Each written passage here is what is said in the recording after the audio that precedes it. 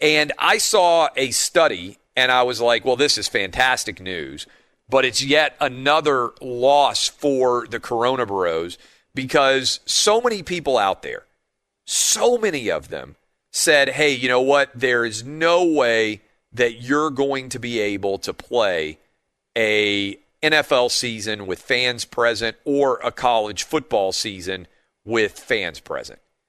And then the data came out, and it wasn't even remotely close.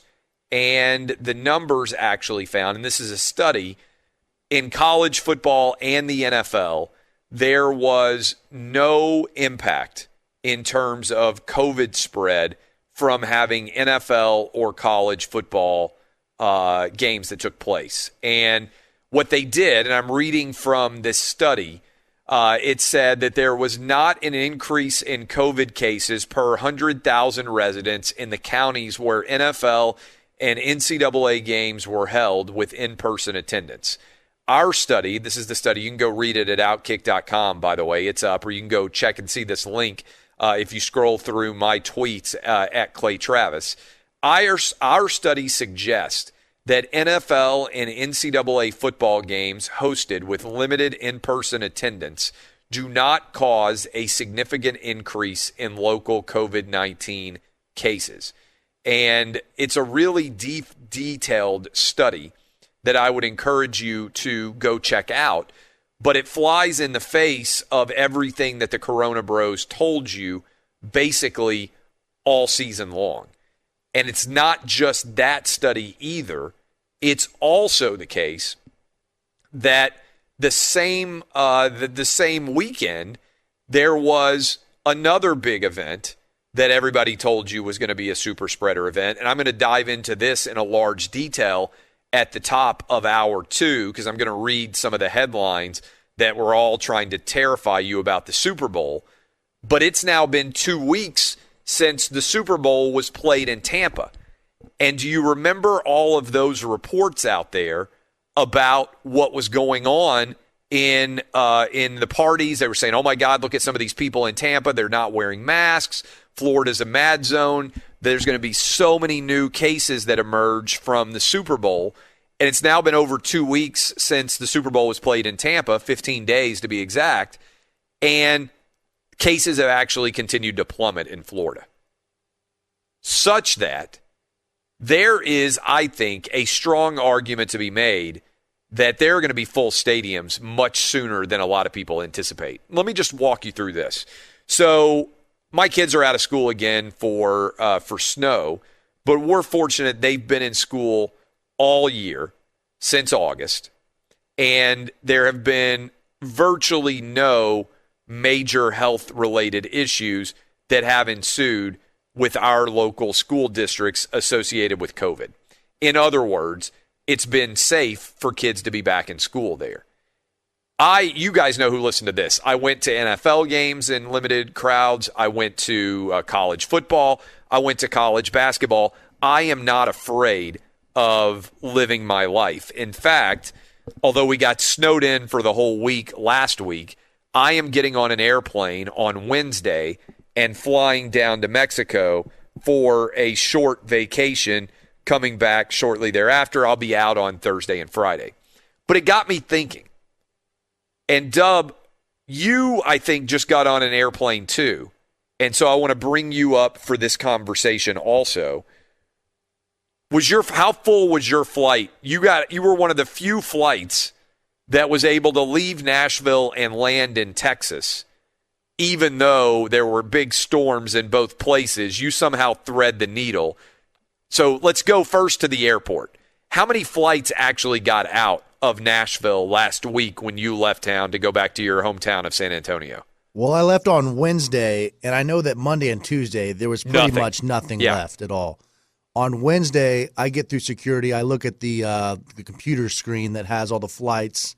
You sent me a picture, and almost everything was canceled. Yeah, I would say there was less than 10 flights that left Nashville on Wednesday when I left, and my flight itself was delayed about 6.5 hours. You were supposed to take off at what time? I was supposed to take off at 11:10 and get back to San Antonio about 1:30. I didn't get back to San Antonio until about 7:30 or 8. So I was ready to throw in the towel. You were sitting at the airport for like 6 hours. Right, and I'm staring at the TV screen behind the front desk where they have the radar screen, and you can just see the second winter storm that was coming basically straight from Houston area, just in a straight line to Nashville. It honestly got to Nashville about time you took off. Oh, when I was taking off, there was snow coming down pretty heavily on the ground at the airport. So I was surprised. You almost got stuck in the Nashville area, like just barely got out. Yeah, the window was small, and we somehow made it through. Okay, how full was your airplane flight? It was entirely full. Not one seat was open.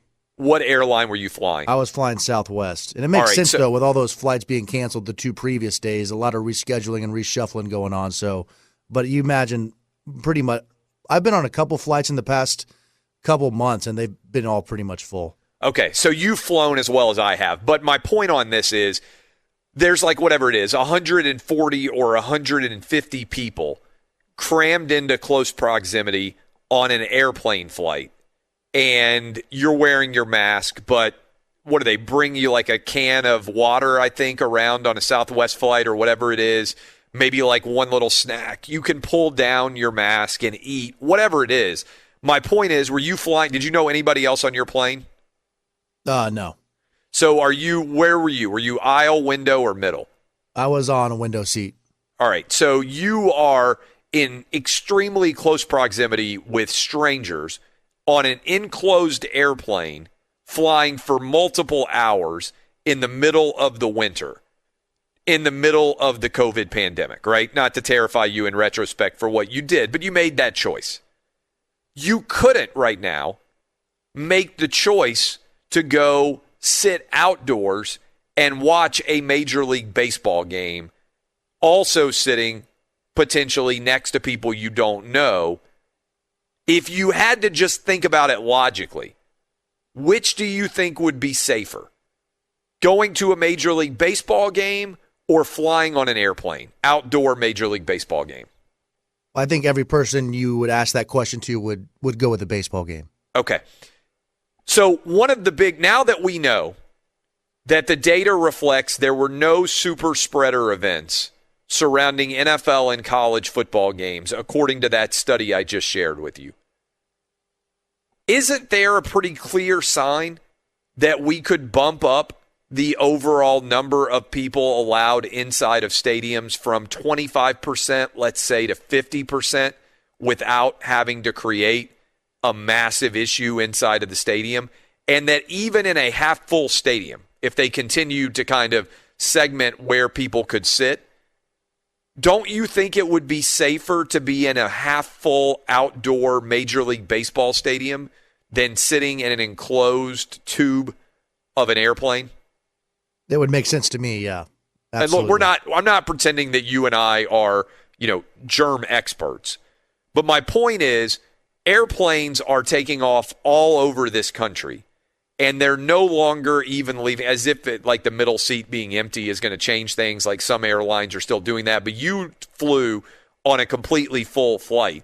My flight to Mexico, they said, is going to be, the middle seat's going to be taken on that as well.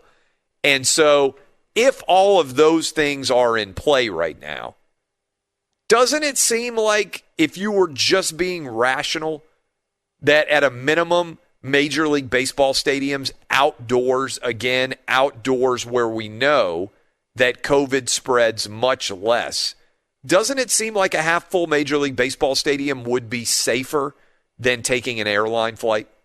It would. And by the way, I'm not telling people I'm taking airline flights. I'm just saying the logic here, to me, doesn't add up, right? That it's safe to take airplane flights, but it's not safe to sit outdoors in stadiums. It doesn't add up to me. Well, and you've talked about it before last year at the Braves games. No one's allowed inside the stadium. Oh, yeah, that was But then great. Everyone's outside watching on the big screen, basically Jumbotron, right next to each other. Yeah. And I can travel to and stay in the hotel next to the stadium. I can walk around and eat in any of the restaurants that are open in the Battery. Heck, we did an escape game where, they literally put you in a tiny room and you have to find your way out. My kids love to do those. and you're telling me that I can't go watch a baseball game? Like, I think it's past time. I honestly do. I understand that everybody's trying to be super safe and everything else, but I think it's time for a team to just come out and say, and for Major League Baseball to give teams this opportunity, hey, we're going to sell, we got a 40,000-seat stadium. We're going to sell 20,000 seats. If people don't want to come, they don't have to come. And every month, we're going to add 2,000 or 3,000 or 4,000 more seats until by July 4th, our entire stadium is full. Now, if we need to change our behavior over that time, we can adjust back down. But this feels like, to me, a no-brainer. And it just seems like it makes total sense.